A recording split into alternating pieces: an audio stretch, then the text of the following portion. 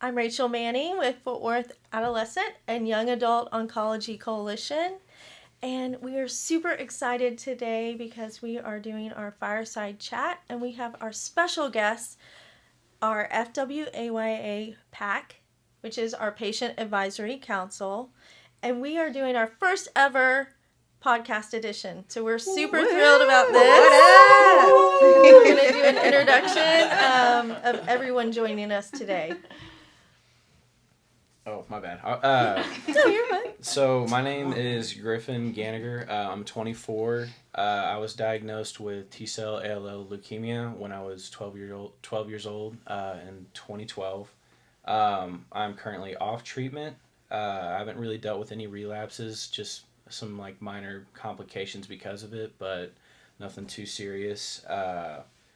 And my treatment was fairly easy, about 4.5 years, and we're here today. So fairly easy. That's 4.5 years. Wow. Yeah. 4.5 years. it was a chill 4.5 years. I am Candace Stinnett. I was diagnosed with stage 4 non-Hodgkin lymphoma at 21 years old, and actually had a few relapses to where I ended up having an autologous stem cell transplant and then followed by a allogenic stem cell transplant with a non-related donor. So I'm a little over 10 years plus in remission. My name's Tyler. I'm 23 years old. I think I was also stage 4 non-Hodgkin's lymphoma. I am currently off treatment. I've been in remission for 4 years.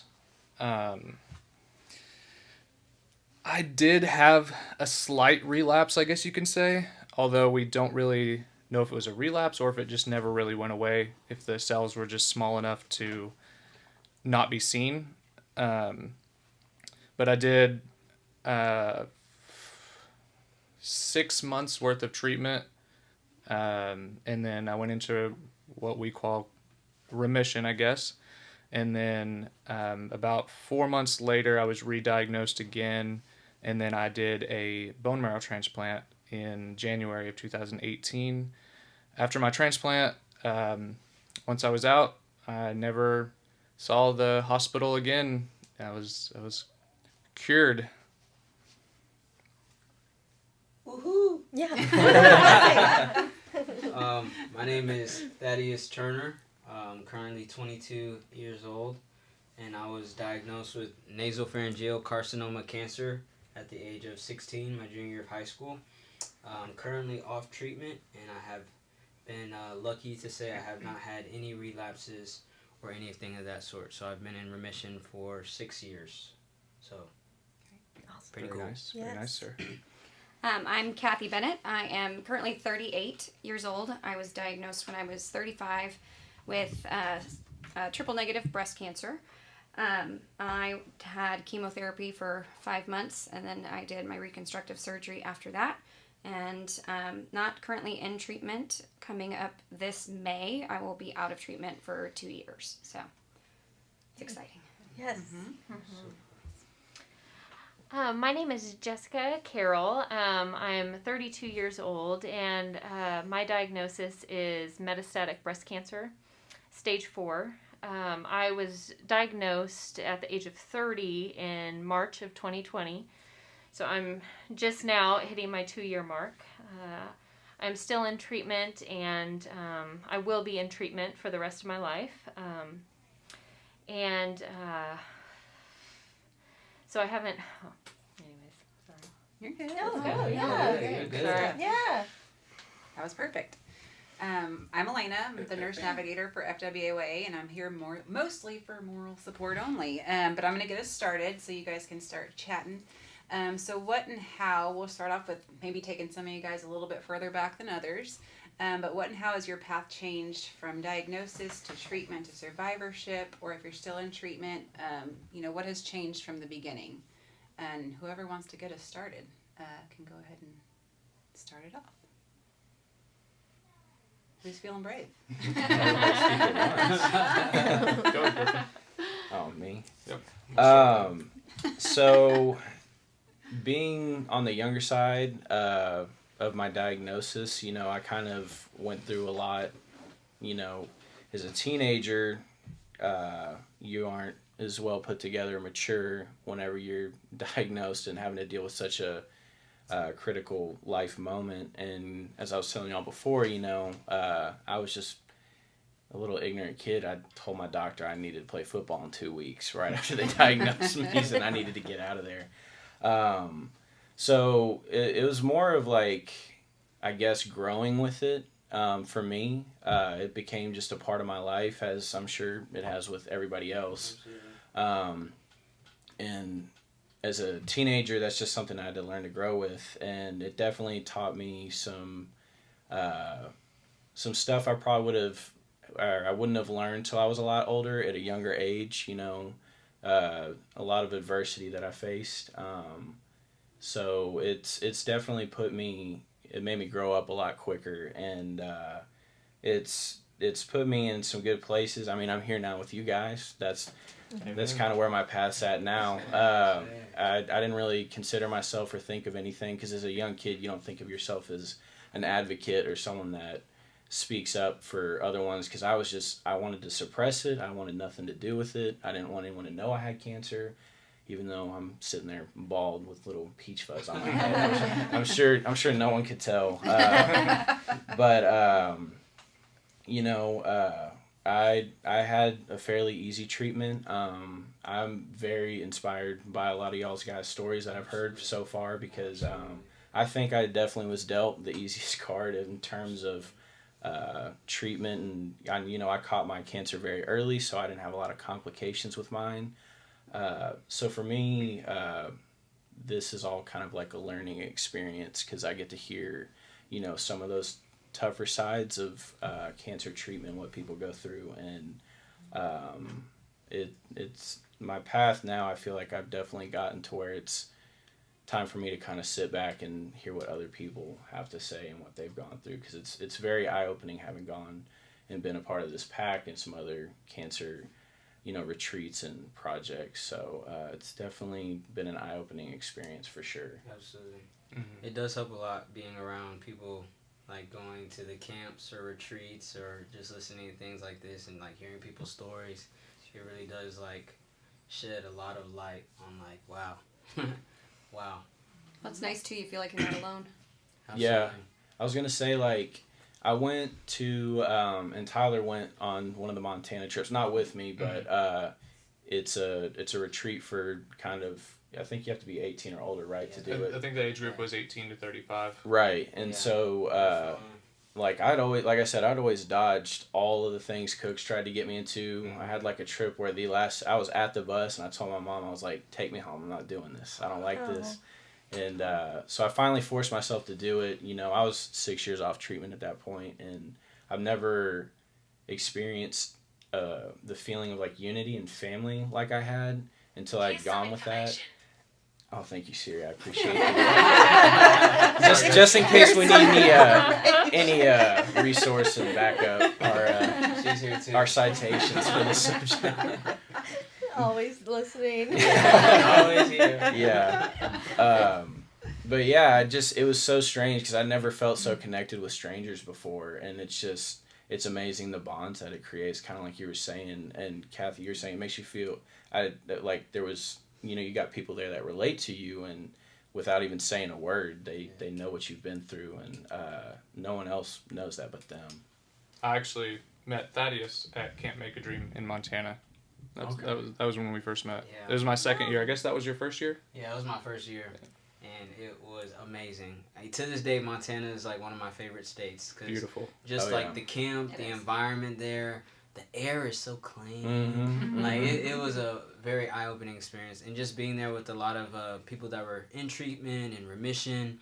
It was just great. It was just the hot tub. Oh yeah. It had everything. You literally experienced all 4 seasons in one day. Yeah. It was crazy. Yeah. And the food.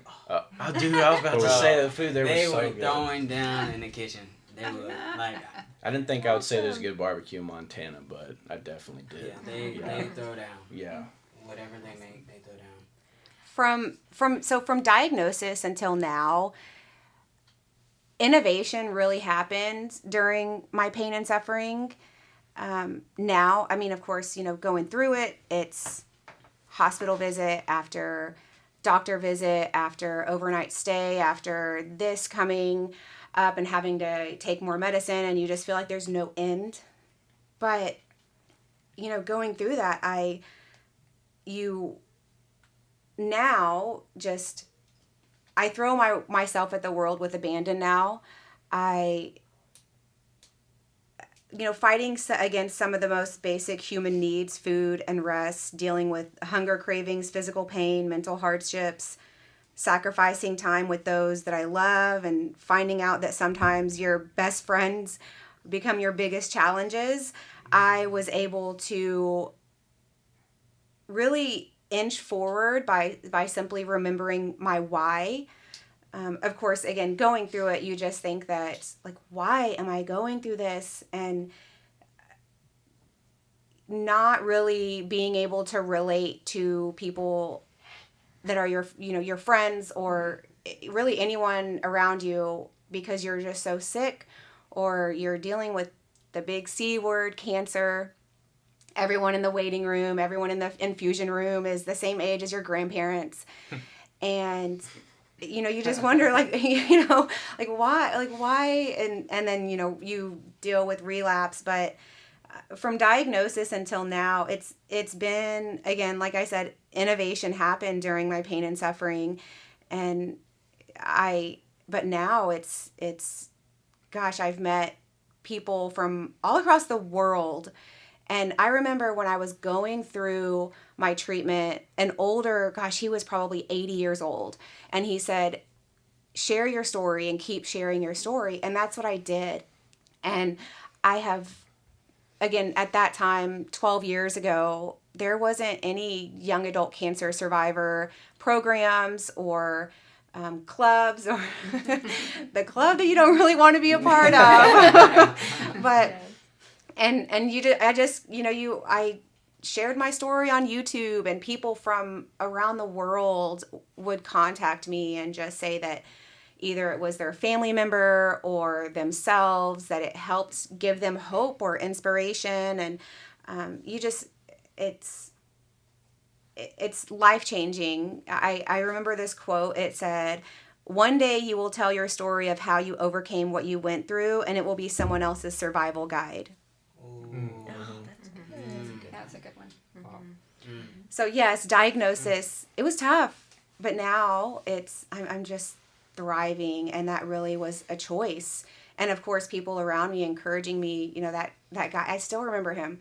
Just keep sharing your story, because you are able to volunteer and give back and meet people, go on these trips, First Ascents, True North treks, and meet people from across the country. And just like we are now, these people, Griffin and I talk about going to the gym, and they're like my people, and you don't even have to talk about or force conversation. Mm-hmm. You just get each other. Mm-hmm. And also, I just want to say, I know, Jessica, you might be able to relate to this a little bit more. I know I was diagnosed in November of 2019 before COVID happened. So I went through half my chemotherapy when everything shut down. So the last few years have been pretty isolating. Even minus the cancer. I know everybody's kind of gone through the isolation.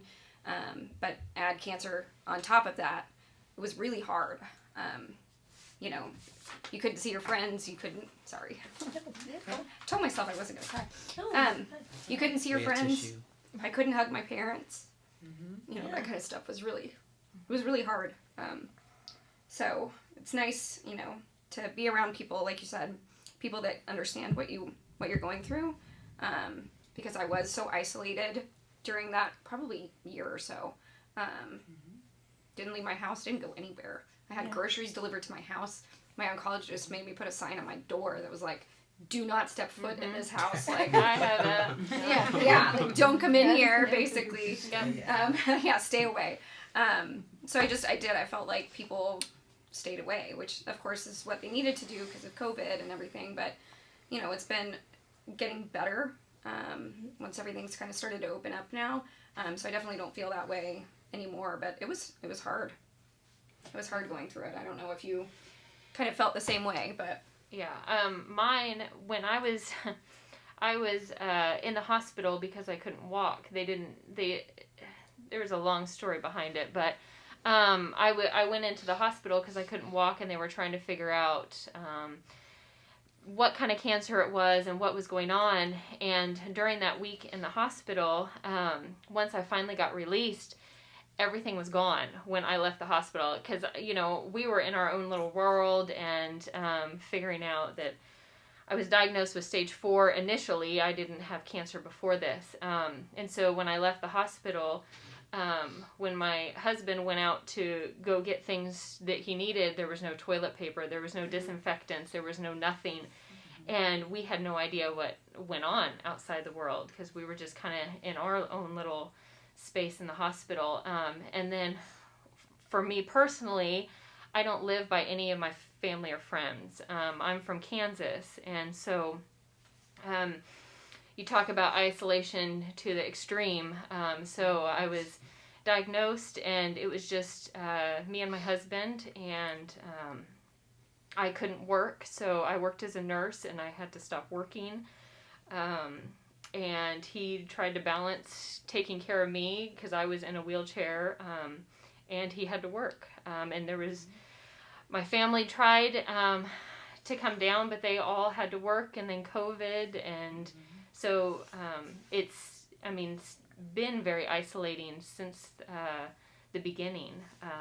But I will say one of the benefits that came out of COVID was the virtual options. And I didn't know about most of them for quite a while, or didn't do any of them, but thank goodness for COVID, because then support groups were virtual, and art classes were virtual, and that was perfect for me, and I still utilize that to this day.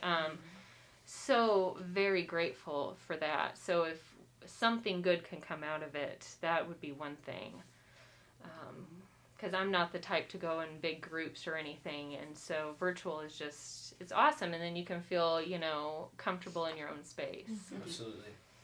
So I definitely think, I think about this every time I talk with you guys, like, I've got my input and stuff, and for me, every time I'm in talking with y'all, ignorance is bliss is what comes to my mind every time, because, like I was saying earlier, I felt like I was dealt a very easy, simple card when it comes to chemotherapy and cancer treatment.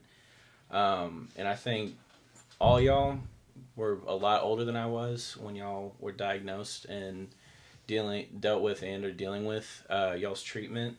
And I think especially as adults, it's just been so profound to me, because like I was a kid, so I didn't have to worry about a job. I didn't have to worry about taking care of a family. I didn't have a spouse or anything like that.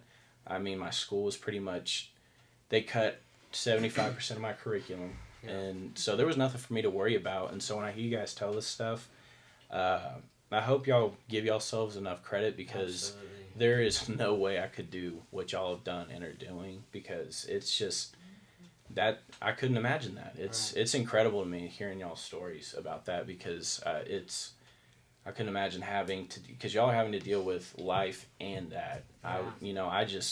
I had everyone there handing everything to me, I feel like. So I hope y'all know that what y'all are doing and have done is incredible, because y'all have handled yourselves so well with your regular life as well as your chemotherapy and cancer treatment. Right. Griffin, how did you deal with going to school while you were on treatment? So, I missed the very end of my 6th grade year and up till February of my 7th grade. And I was still, and that was the heaviest part of my treatment still. So I pretty much missed like 3 to 5 days out of the week because I just was so sick. Were you able to be in class in person, or if I was feeling well enough, I could. I did have a homebound teacher that came, and like I said, they had to. Texas has the 504 plan that accommodates regarding your disability. And so that's why, like I said, I had so much of that curriculum cut, which probably hindered me because, oh my God, I was so behind on everything. When I got to high school and everything was normal, I was like, couldn't do Algebra 1 to save my life. Yeah, so it was kind of as if I felt good enough, I'd go, but 9 times out of 10, I'd get to school and, especially if you can think of your hardest treatment, trying to deal with all that, it was pretty much 7th grade year I was out too. 8th grade's when I kind of got back because I don't even remember what part of my treatment it was, but it lightened up, and high school's a lot easier because that's when it ended. But it was mainly through homebound teaching, and just honestly, I just got done what I could. Mm-hmm. It was not fun, especially because middle school kids are. Not nice. Oh, we can't cuss. That's right. You can just say not yet. No, I feel you on that homebound teaching because when I was in high school, it was my junior year of high school, and so I missed virtually my whole junior year. And so I had a homebound teacher, Miss Bell. Shout out to Miss Bell. She took care of me, and it was definitely like a shock because you're going through high school, and especially my junior year. I just remember at the start of my junior year, I was having the most fun all throughout my high school years. And like just that dropping on me, like before I was diagnosed, all I really associated with cancer was really like the commercials I'll see on TV, baldness, and to be honest, like just not really positive, good thoughts. Because I really didn't know much about cancer. And so when the doctor was like, he stuck this camera that was about as long as like a ruler down my nose, and because it's in my nasopharynx cavity. Right. I had problems hearing out of my left ear, and then so we went to all these doctors, and they're like, wax. I'm like, man, it ain't wax. Okay? and then so my mom took me to this specialist. And like just within like 15 minutes, he found it. Yep. Oh. And he was like, I think you have a very rare form of cancer, nasopharyngeal carcinoma. And he just dropped it on me. Wow. I was like, what you mean cancer? And I was like, I don't really know anything about it. So then like I was just darted in there. Like they were like, do we put him in Cooks or do we put him in adult hospital? They ended up putting me in Cooks. But like everything just changed because like the day before that I was going to class, Exactly. going to lunch, playing soccer, everything was like that. And then boom, here I am in the hospital, getting my port in and everything like that. So it was just a complete shock, especially like being 16, what 16-year-old can like picture themselves just virtually just living in the hospital or having to deal with all these doctors. You kind of don't like process it at all. It's so much at once. It's kind of like, man, what do I do? Yeah. And but luckily, I had a lot of support by my family, and the hospital was great. And like even now to this day, what really made the experience for me, and I wouldn't even say experience, was just the nurses and the doctors and the child life specialists. Man, there's no way. Like my parents were cool. Okay, I love my parents, and my friends are cool. But. And they were with me all the time, but like just the love that the nurses showed me, like they just made me feel so comfortable. I feel like I could talk with them with anything, and it was just, yeah. The nurses, that's what I was going to say is the nurses, the people in the hospital or at your on-call infusion rooms, those who are what really helped push me through and guide me through and really gave me hope, whether it be just sharing other survival stories or sharing statistics. Don't ever Google stuff. No. Stay off the Google. WebMD, all of that. I remember with my relapse, I was Googling survival rate of relapse. So stage 4. Yeah, don't do that. Yeah. Don't do that. I agree. Oncology nurses are angels. Yeah, they're I had, I was 18 and 19 when I was in the hospital doing my treatment. And so the nurses weren't like too much older than me. And we would always play games. I remember in my bone marrow unit, we played a game called Othello, and I had a whiteboard, and it was nurses versus me. And so each nurse that I would have come in, because you'd have 2 a day, and I would always play at least one time for each nurse. and I got pretty good at Othello. I cannot remember how to play now, but we had this one nurse. Her name was Karen, and I was beating all the nurses. I'd lost maybe like 2 games, and Karen comes in and she just destroys me. Ruthless. Yeah, I was so upset. She was Oh. My nurses would come in and watch baking competitions with me, and really just I wish Mom would being there. Watch TV with me. just being there with me. It just because I was for my transplant, and it just just having someone there, it was just that was it. Oh, I'm sorry. Oh no, go ahead. Don't do it again. You got what? I got my first acoustic guitar when I was in treatment. I guess I was just in regular treatment, but I brought it up with me for my bone marrow transplant. And one of the nurses there, she was one of my all-time favorite nurses, and she came and she sung me a song one day, and that was awesome. It just made me feel like, Oh my God. yeah, it was like a little concert. That's And really special. she actually does sing, and like she has some songs on like Apple Music and stuff. Plug. Yeah, shout out. Plug it. Yeah, Shout out. she's- Shout No, yes, What's her it's name? What's her Her, name? her Plug it. name was Micah Chantel. Okay. She was Shout out to awesome. Micah. Shout out to Micah Micah. Chantel. I'm gonna ride this nurse story a little bit, but mine's on a different aspect. So, I worked as a nurse. I worked as a hospice nurse for a long, long time, and coming from Kansas, I had a really good job in Kansas. It was a hospice house, and so I became really close to a whole bunch of nurses. Well, when I was diagnosed, it all happened really quick.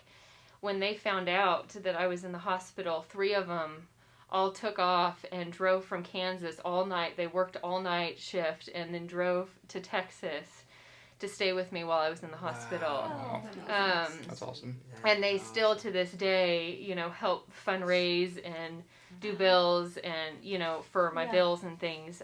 So nurses are wonderful. Yes. They, 100%. Yeah. they're wonderful. Well, to continue talking about like the diagnosis and stuff, Griffin and Thaddeus, y'all were both in school. Thaddeus, you were a little bit older. I was lucky enough to be diagnosed. I was about to go into my second semester at Weatherford College, and a little bit of pre-diagnosis. I had never really been sick in my life, other than just faking sick, playing hooky from school. But I was an athlete. I did all kinds of stuff. I was in good shape, and it was just so weird that this diagnosis just all of a sudden just hit me. And it took 6 weeks for me to finally get my cancer diagnosis after doctors telling me, Yep. no, this is not cancer. You're too young. Yeah, well, Yep. that, and they're like, That's what I got, yeah. they're like, I was in so much pain. And Yeah. so they said, cancer doesn't hurt like that. Yes, I got the same thing. And it was so weird. And I'm like, Yeah. I Yep. never thought that cancer wouldn't hurt, Yeah. And so, but I had no idea. I mean, I got diagnosed with several different things before they finally did the biopsy. And when I woke up from my biopsy, my oncologist was standing there, and she told me, there's I think she said it was like a 96% survival rate, and that I was gonna be fine. And we started treatment that week, I think. And I was blessed in order to be at Cook's. That was an awesome hospital. And I did my treatment, and then I went into the bone marrow unit, and like I said, I never looked back from there. Sorry, I lost my train of thought. I had something else I was going to say. Anyways, somebody else go and I'll pick it back up. Well, I was just thinking, because my experience was different. I was diagnosed at a much later age. I was working at the time as a teacher, and I actually continued to work throughout treatment until, of course, COVID shut everything down after spring break. 2 years this week, actually, is when after everything shut down. And so it was really hard, because I would have chemo on Thursdays. And so obviously I wouldn't go to work on Thursday. I'd have to take the whole day off. And then Friday I'd be back at work. And half the time I'd have to leave, like halfway through the day. I just physically couldn't take it. I felt sick. I felt tired. I just didn't feel good. I couldn't be there. Honestly, though, like attempting to go to work, like that's crazy to me because Yeah. I never but I never was wanted to do there. anything. I couldn't even. We went to the mall one time. I walked from the parking lot to the front door, and I was like, I can't do anything else. Like we just turned around and walked back because I didn't have the endurance to even walk through the mall. I will say that for me personally, and I know that not everybody is this way, working like kept me going. Mm-hmm. I needed a purpose. Like take your mind off Yeah, it. like a disconnect. Yes, Yeah. something different. And of course with kids, Like a sense of normalcy yes, is what. Yeah. yes. And My- I mean, obviously, I was losing my hair, and so the school told all of the parents because I see all the kids teaching what I do. So instead of just telling, because normally they would just tell your class, but since I saw all of them, they sent a letter home to everybody and told them all. Because I was wearing a beanie every day, and they were all, and I was tired or I wasn't there, and so I would sometimes be able to work through Friday, and then I'd try to work on Monday. Sometimes it just wouldn't happen. But it was really hard because with teaching, you have to have plans. You have to make plans. And so I went on intermittent FMLA so I could just work whenever I could. And luckily my school was awesome. And, people helped out at work when they could. And the parents understood and everybody understood what was going on. But yeah, I made it. To be completely honest, COVID in a way was helpful for me because I was going through AC at that time, and that was the hardest part of my chemo. And so when I started that, everything was shut down, so I didn't have to go into work, and I didn't have to miss all of those days and get docked pay. Yeah. So that was actually kind of a blessing in disguise. And then when I had my surgery, it was the last 2 weeks of school, and I would have had to have missed 2 additional weeks of work, Right. and I would have gotten docked, and so it kind of, that part, it was again a blessing in a weird way, like a weird blessing. But So when you were working through it, because I actually had in high school, like the same year that I ended all treatment and started remission, my Latin teacher got diagnosed with breast cancer. And since my dad worked at the school, she had known me since I was like a kid, so she was super close with us. And I was going to ask you, when you were there, did you have like were your kids understanding for the most part, or was it like, were you getting frustrated? Because we dealt with, and I actually had one time that I like went off on my fellow classmates because I don't think they understood, and I at the same time I don't blame them. She like talked to us about it. She said like her schedule. She was like, I'm not gonna be here these days. I've got this permanent sub that's gonna come in, and then when she was there, they would just act like morons, and I'm like, do y'all not understand? Because like you could see it, like you can see it when a cancer patient's just in that beat down stage, and like one time I just popped off, but I just couldn't understand like how could kids be like that even after she had told us. I think it's different because I teach elementary school, Yeah. and so they're not. Yeah. I think they act the same way that high schoolers do in that way. Yeah, that's a fair point. But I did, but it was weird because the kindergarten. I did have to kind of learn how to explain it to everybody, because I'm not going to tell a kindergartner, hey, I've got triple negative breast cancer, like Yeah. I'm gonna be in chemo, so I had to come up with different. I was like, I'm gonna be on medicine that Right. it's gonna Yeah. make me lose my hair, but it's gonna make me get better, Yes. like, Yeah. you have So to- I was a parent to a 3-year-old at the time, and I had cancer and I lost all my hair, and I had so many people come up to me, even if they didn't have cancer or they were just going through a life altering event like a funeral or something. They would say, how did you tell your child that you had cancer? And I go, you know what, cancer was the same word in our house as ice cream. Like I had the medicine that I was taking made me lose my hair, and he told his friends at school, because I would volunteer at his class and read books to the kids, and they of course they were curious, and that's just what it was. It was, oh, my mom has cancer and the medicine makes her lose her hair, and they're like, oh, okay, and that was just Jonathan's mom. So if They anything, understood little kids it are better was- to tell too. It was Oh, just yeah. communication. 100%. Yeah. I think 100% the little Communication. I was just getting Yep. so frustrated. That was just what was driving me nuts, because I had just finished it, So like it's not the exact cancer, so treatments are different. But I just remember being so frustrated all the time, because I'm like, y'all just have no idea what goes on when she's not here, and then why she's gone, So. Yeah, I thought you taught middle school for some reason. That's why I had asked, but No, you like thanks. that that might have even been worse than high school. Yeah, no, honestly. those kids.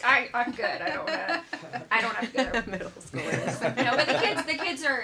generally they're good. They're sweet. I actually have a couple of kids right now at my school who also went through cancer treatment. Okay. And so it was nice because whenever one of them came back, I was able to show her like my picture of me without hair, and then I was like, but look, my hair is coming back now, and it's nice because I can have that bond with them too a little bit, even though of course it's very different being a kid diagnosed when you're that age versus diagnosed when I am, but still we can at least have they know they're not alone. Well, yeah, I was gonna say, that might mean more to them, even though they may not understand at that moment, because like being a little kid and being different is almost has like that stigma, and to see your what's the word I'm looking for, Peers. Yeah, like peers or the leader.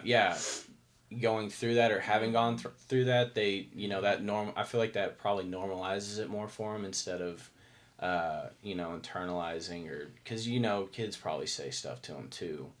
Well, gosh, I was 21 and I felt so out of place and I wanted so badly to relate to someone, and I was going back to Google. I know we're not supposed to do this, but it helped me in this aspect. I was just because I was 21 and I was just Googling 21-year-old with cancer, 22-year-old with cancer, just wanting to find someone my age just to connect, and just someone who got it, and just someone to just talk to. It's interesting that you wanted to find people, because I didn't want to find anybody. Like, I was kind of... I've never really been the kind of person that wants to do things on my own, but I kind of wanted to just be more solitary in that, I guess.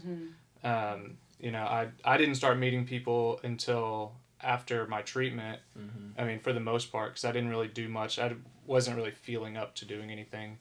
And then when I went to, I think Camp Make a Dream was probably the first one that I went to that I started meeting people that also had cancer. Were you glad that you did? Yes. Well, yeah. Yes. Because I met you at He wouldn't have known me. And I met Tyler at one of the Rangers games that one of the foundations put on.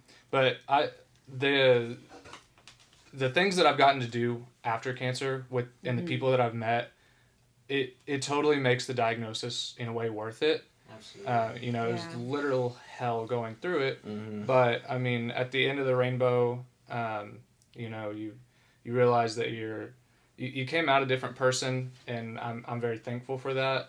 And the friendships that I've made have been awesome. The places I've gotten to go, things I've gotten to see, it's just been really cool. Yeah. The advice as well. There's a lot of groups on social medias that are just for young adult cancer survivors, or even further, there's the groups with that specific diagnosis, young adult cancer survivors, NHL. And then, but just I see posts all the time like, has anyone experienced this, or what should I do and of course you should always go ask your oncologist first, but being able to talk to someone who went through it, just to help ease that fear or stress or scan-anxiety. That's a big thing whenever you have a scan and you have to wait a few days for the results. It's the worst. I wish it's people a real told you thing. about the waiting. It's a real thing. I did not know how bad waiting, like through the whole experience, how bad waiting is. You waited, you had to have the biopsy done. You had to wait for that result to find out you had cancer. You had to wait for after every scan. You have to wait after an MRI. And then my oncologist would always say, like, you can have it 2 weeks before your appointment. So schedule it sometime in that 2 week time frame before you come. Well, the first time I had that done, I didn't know that I wasn't going to get the results. I'm thinking, let's get the scan done that first day. Yep. And then I didn't know I would have to wait the entire 2 weeks to get my results from the scan. And that was I actually think I drove up to the scan place and I was like, just give me my, I was like, I'll read it myself. I don't know what it says, but I'm going to find somebody who does. Like, I can't wait. I can't do this. I would ask as soon as I finished my scan, I would ask them they would give me I don't know if other places did this, but they would give me the DVD of it, and I would pop it into my computer as soon as I got home, and I'm like, okay, all I'm looking for is just black dots somewhere, because it is. But being able, going back to what I had mentioned, just being able, just the community, they're just the best. Absolutely. Shout out to the middle school kids. I didn't want to say that because I really do enjoy middle school kids. And but I kind of want to piggyback on a bit what Tyler was saying, and a few other people mentioned it as well. But like me going through cancer, the whole cancer treatment was honestly the best thing that has ever happened to me in my life. In terms of kind of looking back to it, it was just a complete blessing in disguise. If I was to talk about all the places that I never would have gotten to, or the people I would have seen, just so much that like looking back on it, I would not be who I am today if I did not go through that.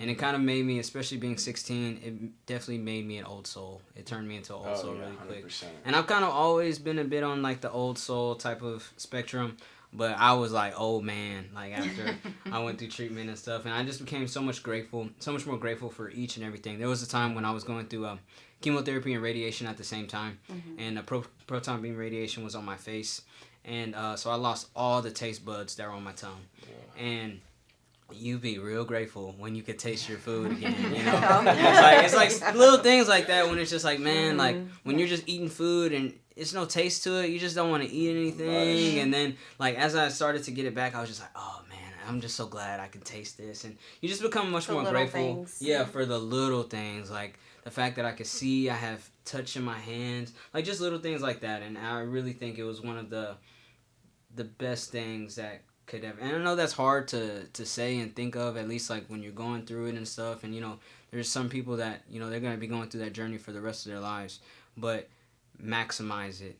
That was one of the things that I really wanted to take away from it, was because I know other people are going to be looking at me for inspiration. I had a little brother and little sister, and you know they love Big Brother, and so I was just like you know, if they can say, if my big brother can beat cancer, I could do anything, you know?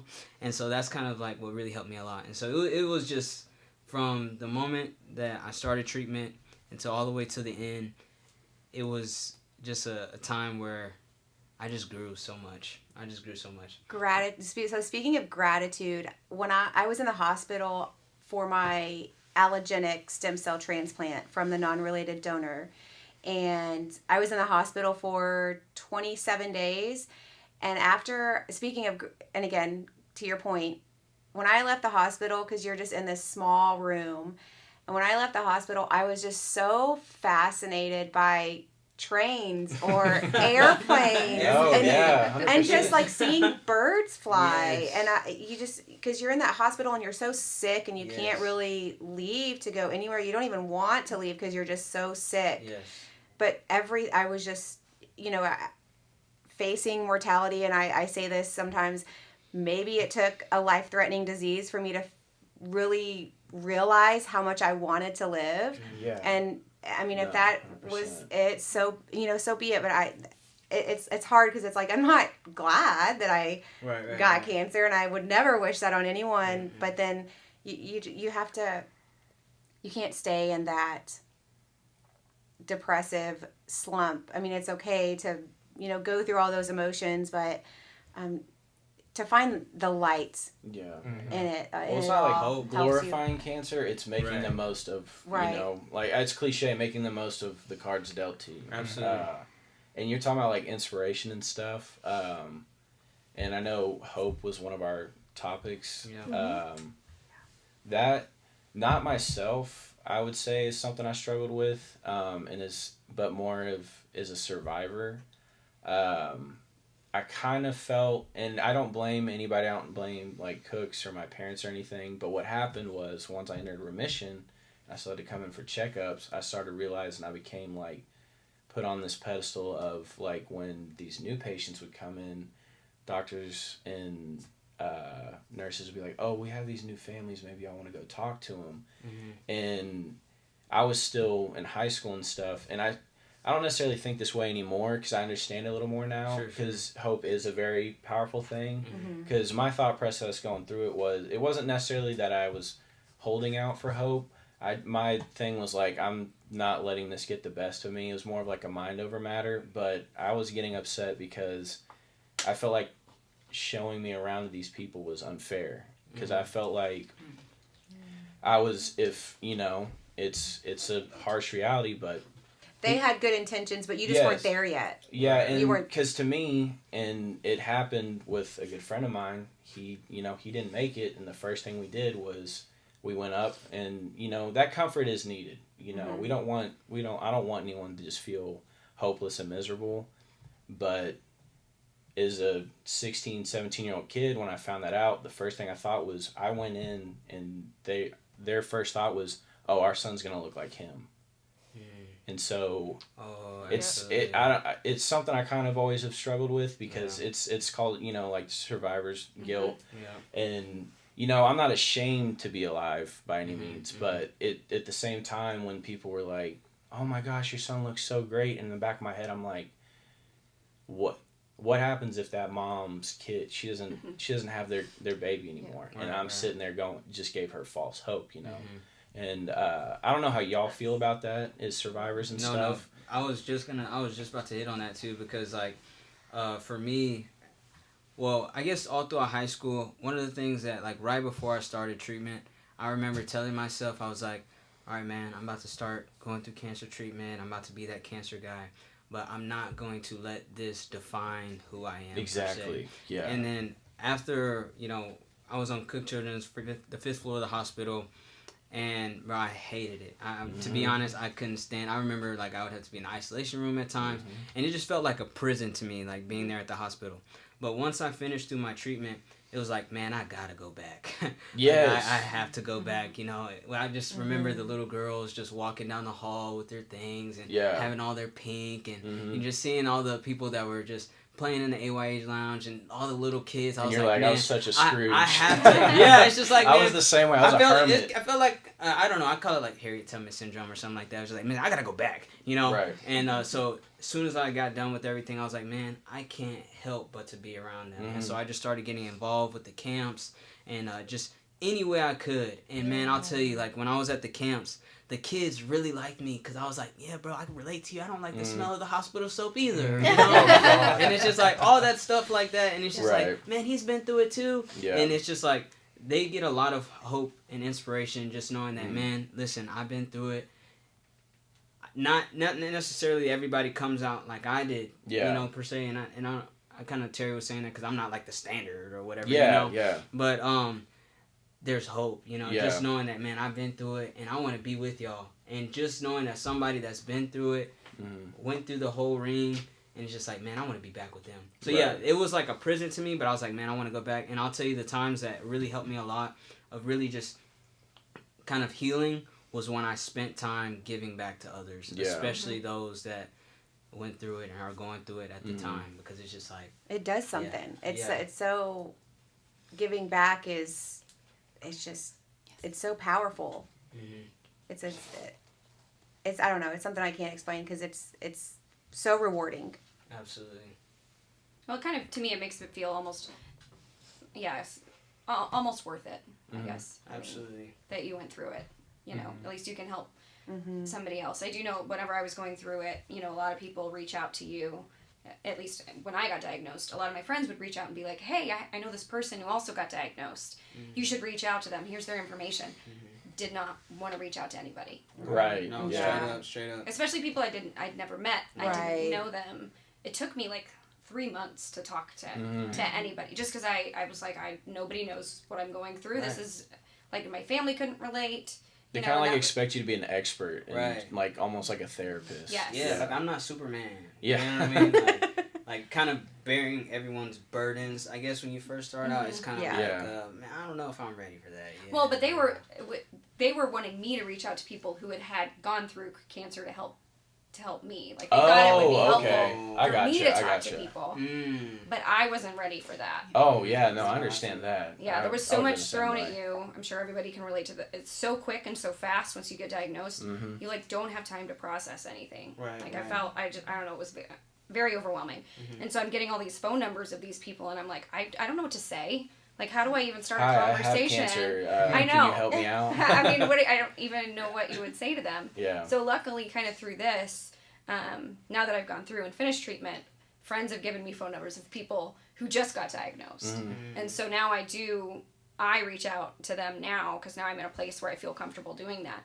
And it does do something for you. Absolutely. I mean, don't want to sound like that. It's easier to reach out, I feel like, than to try to recommend a patient do it themselves, because you're already going through so much, and, you know, like, kind of like you were saying, you kind of isolated yourself whenever you're going through treatment and stuff. You don't want, like, that was the same way. I was like, I don't want to reach out to anybody. I'm fine. I'm doing this on my own. Like, you kind of one-man army everything. And, but it seems, but when people would kind of, even though I didn't like it at the time, force themselves into, hey, Griffin, let's go do this, or like the child life specialist. Oh my gosh, her name was Danae. She would not leave me alone. Love her to death, though. Shout out. Yeah, shout out. One of many. You know, they're like we said, they're all just trained so well, and she knew what she was doing, and I see it now. I thought she was just annoying me because she was trying to treat me like the 4-year-olds, but she was just trying to get me to get out of my shell, and then that once they kind of break that down, it's way easier. I feel like once you have someone just kind of nestle their way in. And, So I got a quick question for y'all then. yeah. So were there ever times throughout your treatment that y'all felt like people, and like, okay, we understand we're going through cancer, you know, going through treatment, and, you know, we're much different. But did y'all ever feel like there were times where it was a bit too much and excessive of how people would cater to you when you were going through treatment, or there would be times where you wish, like, man, I wish I was just completely treated like a normal person? Yes. At times, you know what I mean? So how do y'all feel? Because I know, at least for me, there were times where I was just like, man, I understand I'm going through treatment, but, you know, I kind of want to be a normal person today. You know, I kind of want to be away from everything, and I understand that everyone, like, all eyes are on you, per se, you know, from friends, family, and all that. And but were there ever times where y'all were just like, okay, man, not today? No more free stuff. Yeah. I don't know. In terms of me personally, that was just something that I yes, but then I also had to think about their perspective, Right. and me being in their situation. Like, gosh, I would want to try to do any and everything, mow their lawn, give as, you know, a few dollars to them, or put a care package together. So I someone mentioned to me, like, try not to rob someone of their blessing to you. So that's what I always had to think of whenever I did get to that point of, like, okay, I just you know, I want to have a normal day where I don't feel like a Cancer charity. patient. Yeah. Right, Right. yeah. Yes. But also people, I feel like your friends and family, like, they know what you're going through, and they know they can't do anything about it. Right. So that's their way of trying. I agree with you, because that's how I felt most of the time. I didn't really want all of that, but people need to do something Yes. to help you, because it makes them feel better. Yeah. absolutely. And I will say the meal trains were bomb. Like, I Oh was my gosh, And yes. get somebody to clean the house and stuff, even if it's a child with cancer. Like, Yes. help the parents out because that's one of the biggest things. Was, I think, cleaning for a reason came and cleaned my house. Somebody nominated me for that, and they came and cleaned my house for free once. And it was just coming home after work, after Yes. going through. I was just like, this is amazing that I don't have to worry about my dirty house today. Yes. Yeah. The little things. The little Speaking things. of like smells and like dirty house or whatever. So I don't know if anybody ever felt like this or had this situation. Like, you go in the hospital and you have, you know, you said you hate the smell of the soap, you hate the smell of the hospital, you hate it all. And then when I would finish my treatments, because I'd be in the hospital, I did all mine inpatient, be in the hospital for about 2 weeks at a time. And once I finally got out and got to go home, I would walk in through our front door, and I would just be like, it smells so bad in here. I mean, and the house was clean. There was nothing wrong with the house. It was just like my senses were just dialed, seemed like to 11. They're And just whack. it just, Yeah. and it was only for about a day. You know, I would usually end up going to bed as soon as I got home anyways. And my mom's just like, I'm sorry, I can't do anything about this. Like, the house is clean. I cleaned it before you came, you know, and it's just like, did y'all have that? Like, There's a soap my mom used, and I, like, if I smell it to this day, it makes me sick to my stomach. And she bought it, I want to say last year, and she had no idea that I associated it with that. And I literally went to wash my hands after dinner, and I think I was like, what is this? Get it out right now. The same with, we spoke about the Red Devil earlier. I still can't to this day drink Big Red because of Oh, Yes. that medicine. I can't. I can't eat Cheez-Its because I ate them throughout chemotherapy Oh, because wow. those made me feel better. And my friend had gone to Costco because I told her like there was one time, like that's the only time I ever ate them. So I went and they didn't have them that day, and I was so bummed. And so my friend sent me this like 40 packet box from Costco, which was such a nice gift. And then of course every other time I brought my own and they had them, but I can't eat them anymore. I think I don't know, it just associated it with chemo, and it's just it grossed me out. Jack Link's beef jerky. Can't Can't eat eat it it. because of that either. So find something that you don't hate or that you're okay with missing out on later in your life. Yeah. I had a lot of I hate Chick-fil-A the in the soda. hospital because they had the restaurant. No, in we there. ain't giving up Chick-fil-A. That is the Lord's chicken. I couldn't eat Chick-fil-A for like 2 years because No. I just got Yeah, so I feel tired. I like- ain't have to I go ate through it all that, the time. bro. The I ate a hospital lot food of was so Chick-fil-A bad. during treatment, and I ain't Chick-fil-A stopped. was my chemotherapy. Can I Chick-fil-A take got us me back right. for just a minute? Because I think it's really important to hear Jessica's perspective on hope. And so I just want you to make sure that you feel like your voice is heard on that part. Give me a second. Sure, I'm sorry. I didn't mean to single you out. No, you're fine. I know you wanted to. Yeah. Yeah. Yeah, I. Take your time. Sorry. You're okay. Don't apologize. No, don't. No. I think it's important for everyone to be able to hear it. I agree. Absolutely. And I know you wanted to share that. And So. that's why we're here. Absolutely. That's absolutely why we're here. Yeah, I didn't want to take the conversation down. I feel like No, it's okay. it's This is very important. it's a very important topic, and It's very different for everybody. Mhm. Yeah. Because everyone's journey is so different. yeah, and that's exactly right.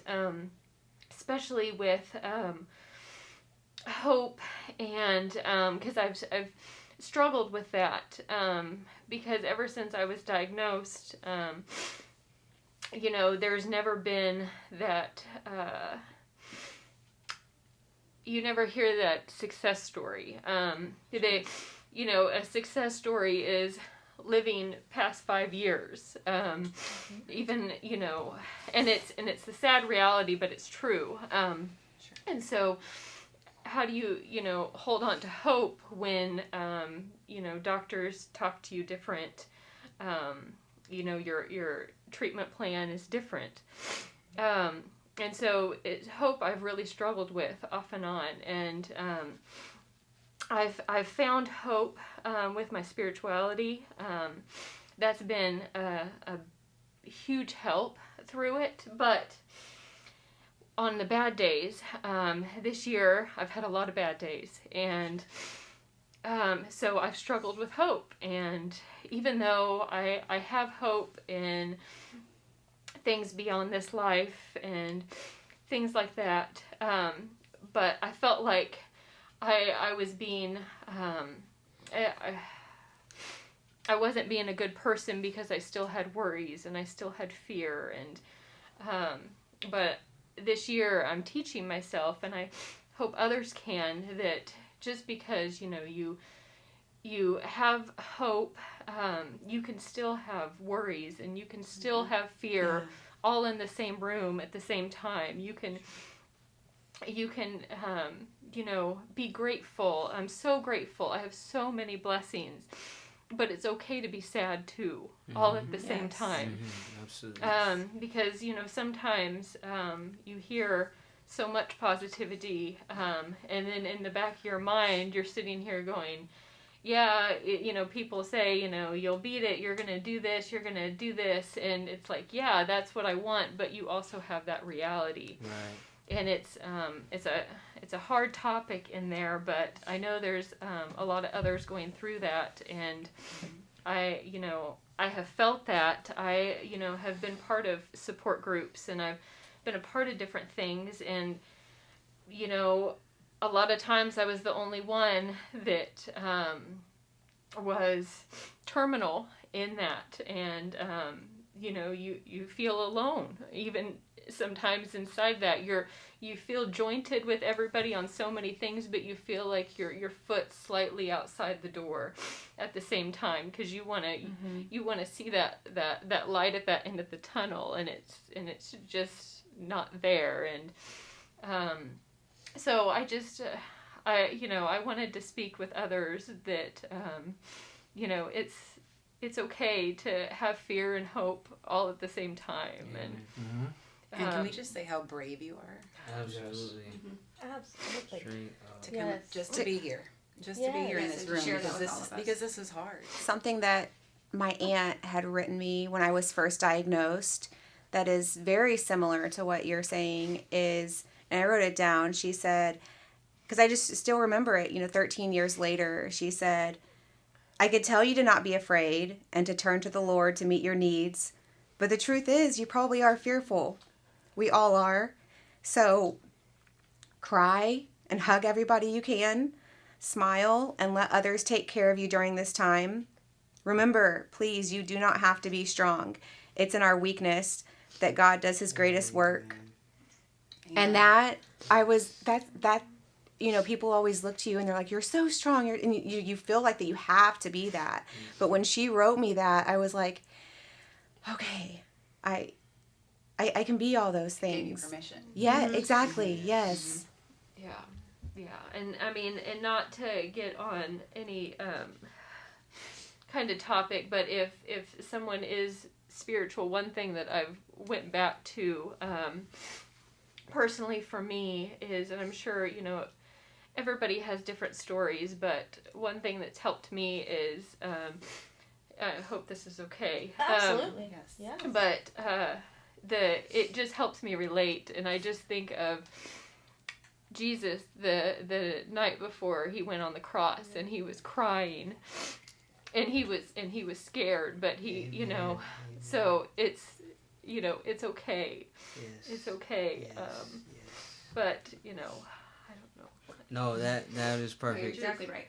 I was thinking that too. And I'm sure we've all done when y'all were talking about the red red tears. Red devil. Yeah, Red the red devil. devil. Yeah. When Yeah. Jesus was crying, it was actually red tears, like Yep. Yes. blood. It was blood. And I looked that up, and that's like actually like that really happens like due to like intense stress, and kind of like what you were saying about weakness, and not to get too much Bible or anything, but just a small Whatever thing. you want.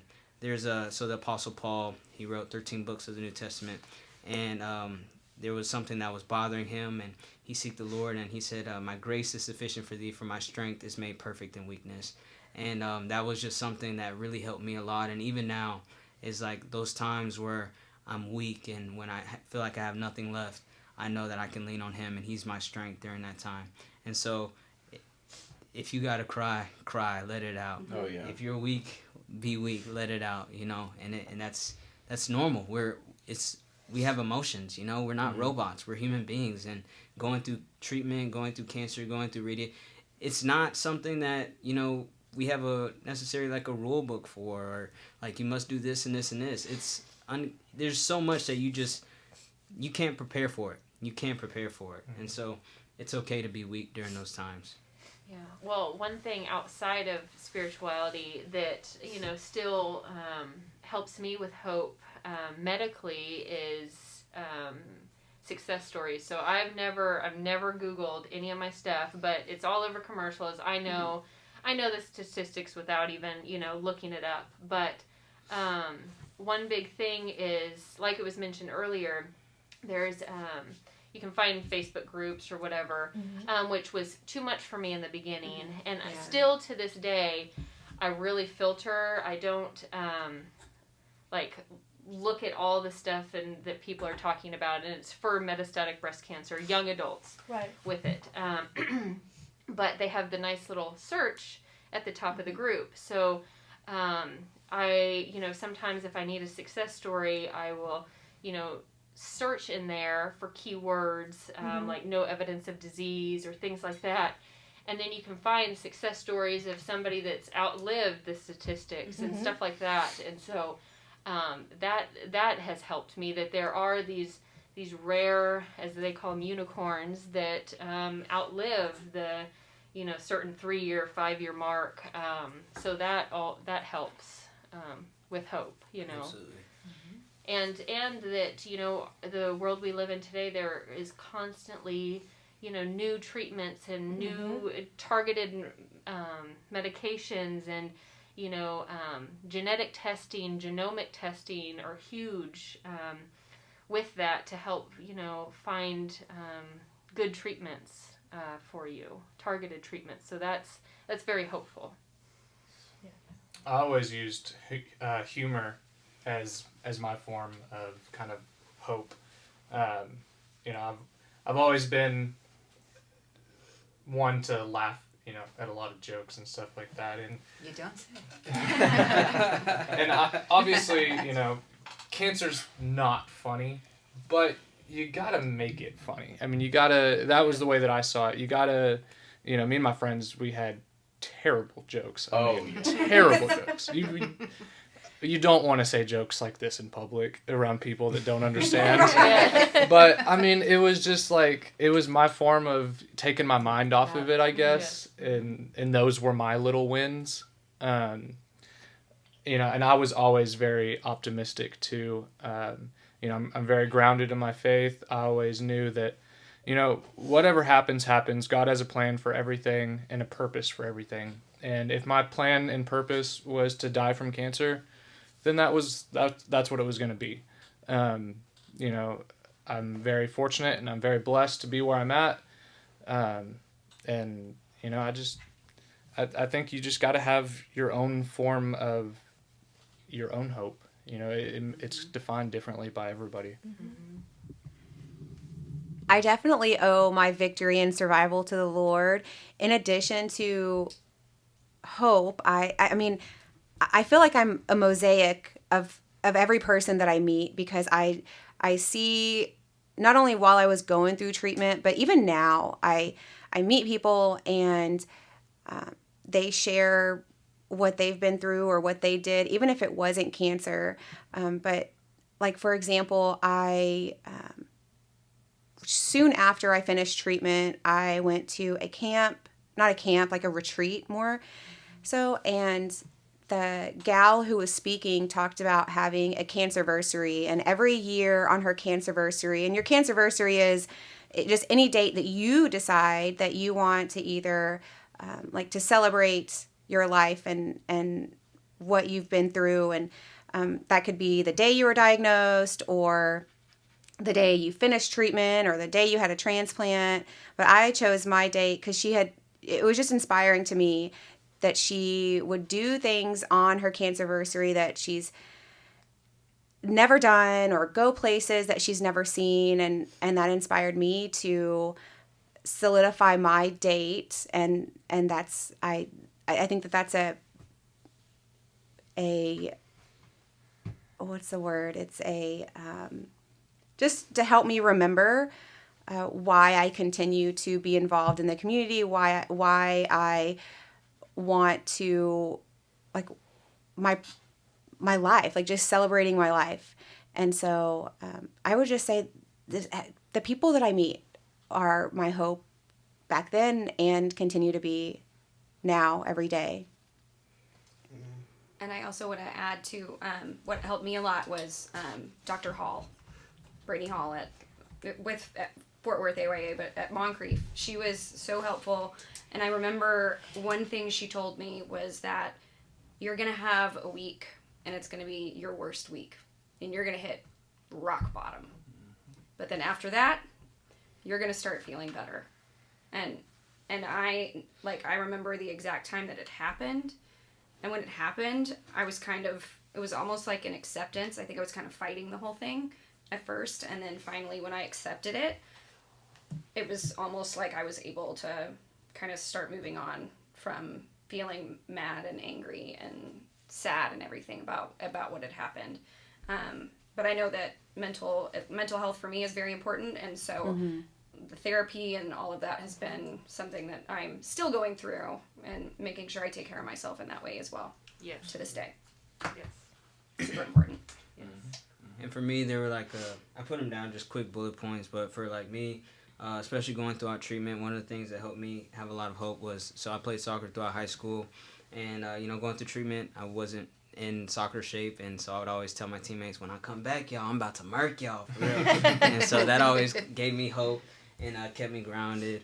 And then also my little brother and sister, just looking at other people to be an inspiration for them. So I wanted to help inspire my little brother and sister. And, I remember during that time, the whole high school was like, man, we were looking at you and, how you were going through your treatment and stuff. And, man, you just inspired us so much. And, I got a lot of texts like that. And even now, so that helped me, like, just have hope in those dark moments. And then especially for me now, and even at that time, I'm a man of faith, and I'm very unapologetic about it because just all that he's done for me. And there's a verse where Jesus says, "Come unto me, all you that labor and heavy laden, and I will give you rest." And I came to him, and it's not even what I've been saved from, but it's what I've been saved to. And like the life that I have now, I could have never pictured just the things that he's used me to be able to do, to be able to, now I'm a missionary and I speak and get to preach the gospel, and a lot of friends and family are getting saved. And it's just, that's the hope that I hold on to now tighter than anything else, because at least from my perspective and what I've seen and what I've heard, and even my own life, I think that's the only hope that can truly, that really lasts. That's all the weight's not on my shoulders, and he's carrying that burden with me. Mm-hmm. And so that's the hope that's kind of really kept me going. Definitely my faith in my Lord and Savior Jesus Christ. And so, but there's soccer is a good thing too. I murked them boys.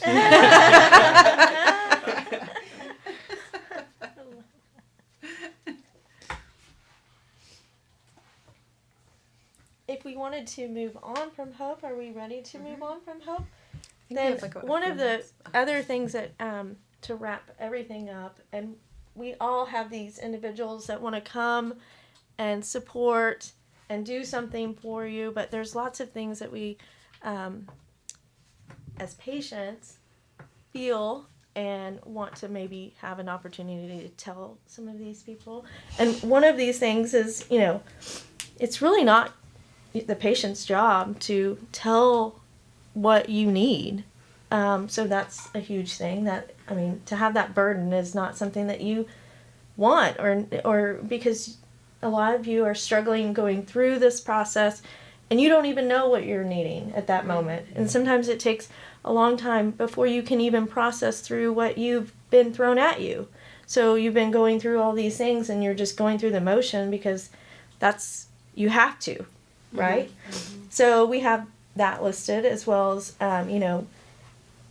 how, or provide ideas for how to help, or where patients can direct help for you, because it's like, all these people come out of the WordWorks and they want to help you, right? And they're like, I can do anything, or I'll send you a text and say, hey, what can I do for you? Mm-hmm. Or is there anything you need?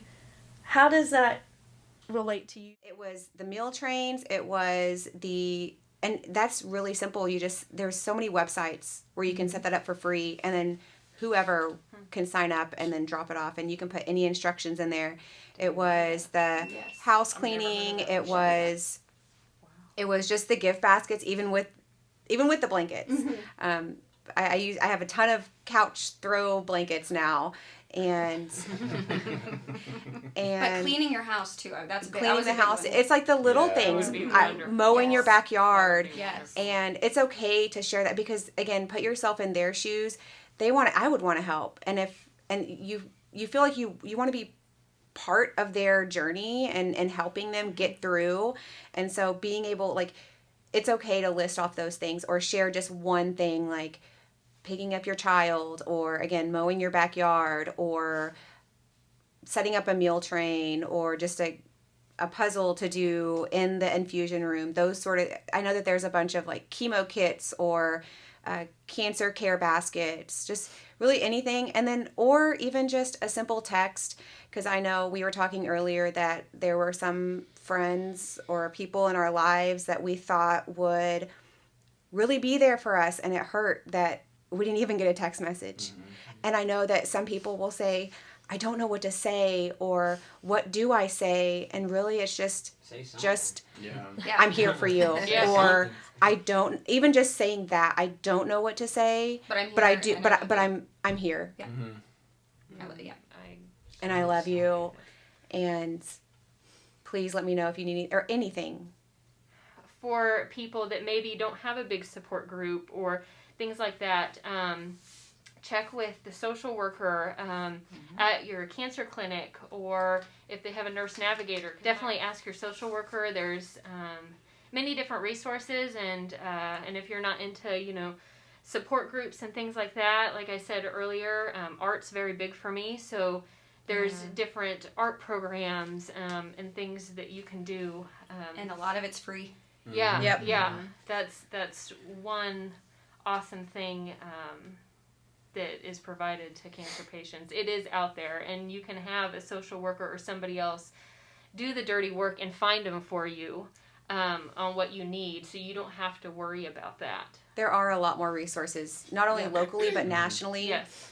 That I will say that are very helpful nowadays. Yes. So as a wrap up, this has been our first podcast edition, and Not our last. and not our last. So Not our our last. FWAYA pack will be back, hopefully with another addition to our podcast. So Next month. Sweet. thank you very Thank much you. for joining us. Thank and you. Thanks, guys. We're finished. Signing Thank off. you. Woo, woo, woo. Signing off.